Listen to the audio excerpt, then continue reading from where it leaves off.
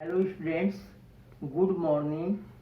आज हम हिंदी व्याकरण के चैप्टर 3 में भाववाचक संज्ञा बनाना पढ़ेंगे और उस एक्सरसाइज का क्वेश्चन आंसर और होमवर्क का पिक्चर भेज रहा हूँ।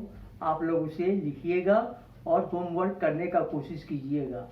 बच्चों, लास्ट हिंदी ग्रामर क्लास में हम लोगों ने संज्ञा पढ़ा था, जिसमें हमने यह देखा था कि संज्ञा किसे कहते हैं और उसके कितने भेद होते हैं, और उसके साथ साथ संज्ञा शब्दों को वाक्यों में प्रयोग करना भी पढ़ा था। तो चलो बच्चों, आज हम भाववाचक संज्ञा बनाना सीखेंगे।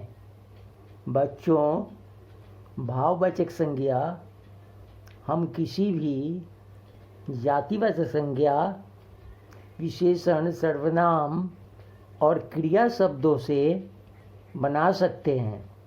तो चलो एक एक करके हम लोग देखेंगे। उसके पहले मैं भाववाचक संज्ञा फिर एक बार बता देता हूँ। भाववाचक संज्ञा हमने पढ़ा था कि वे सारे शब्द जिनसे हमें किसी गुण, दोष या भाव का पता चलता हो, उन्हें हम भाववाचक संज्ञा कहते हैं। जैसे क्रोध करना, चोरी करना, गरीबी, बुढ़ापा, ये सारे शब्द हमें दोष या भाव को दर्शा रहे हैं, तो ये सब भाववाचक संज्ञा है। तो चलो बच्चों, अब हम भाववाचक संज्ञा बनाना देखेंगे। सबसे पहले हम जातिवाचक संज्ञा से भाववाचक संज्ञा बनाएंगे।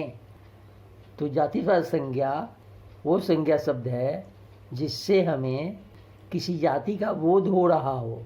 तो पहला शब्द देखो, चोर। ये चोर जाति का बोध करा रहा है, तो इसका भाववाचक संज्ञा होगा चोरी, क्योंकि चोरी एक भाव है, एक दोष है।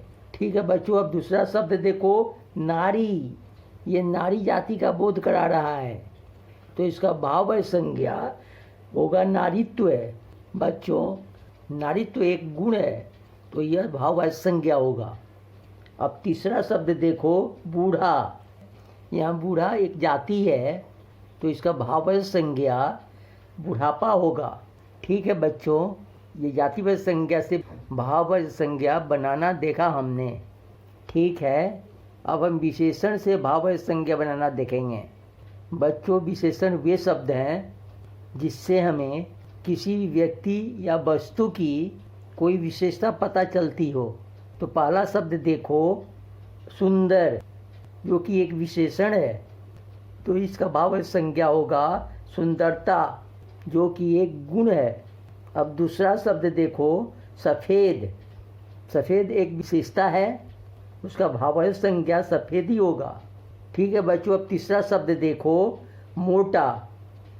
मोटा का भाववाचक होगा मोटापा। बच्चों, यह मोटा विशेषता बता रहा था और मोटापा गुण बता रहा है। ठीक है बच्चों, अब हम लोग सर्वनाम से भाववाचक संज्ञा बनाना देखेंगे। बच्चों, सर्वनाम वे शब्द हैं जिन्हें हम संज्ञा के बदले में लिखते हैं। तो पहला शब्द देखो, अपना, जिसका भाववाचक संज्ञा होगा अपनत्व। यहाँ अपनत्व भाव को दर्शा रहा है, उसका मतलब है अपनापन। अब नेक्स्ट शब्द देखो, निज, जिसका भाववाचक संज्ञा निजत्व होगा। ठीक है, अब नेक्स्ट शब्द देखो, मम। मम का भाववाचक संज्ञा होगा ममत्व। ठीक है बच्चों, अब लास्ट में क्रिया से भाववाचक संज्ञा बनाना देखेंगे। बच्चों, क्रिया का अर्थ है वो शब्द जिससे हमें किसी कार्य का करना या होना पाया जाता हो, अर्थात पढ़ना, लिखना, खाना, ये सारे क्रिया शब्द हैं जिससे हमें कोई कार्य करने का पता चलता है। तो पहला शब्द देखो, धोना। यहाँ धोना एक क्रिया है जिसका भाववाचक संज्ञा धुलाई होगा। अब नेक्स्ट शब्द देखो, पढ़ना।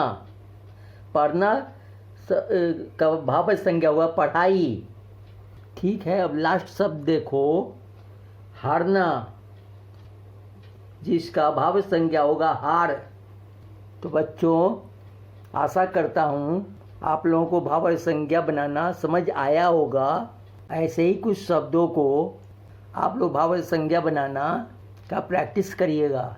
और बच्चों, आज मैं आप लोगों को चैप्टर 3 का एक्सरसाइज के क्वेश्चन आंसर और होमवर्क सेंड कर रहा हूँ। आप लोग उसे करने का चेष्टा करिएगा। ठीक है बच्चों, आप लोग मन लगाकर पढ़िए और स्वस्थ रहिए। Thank you.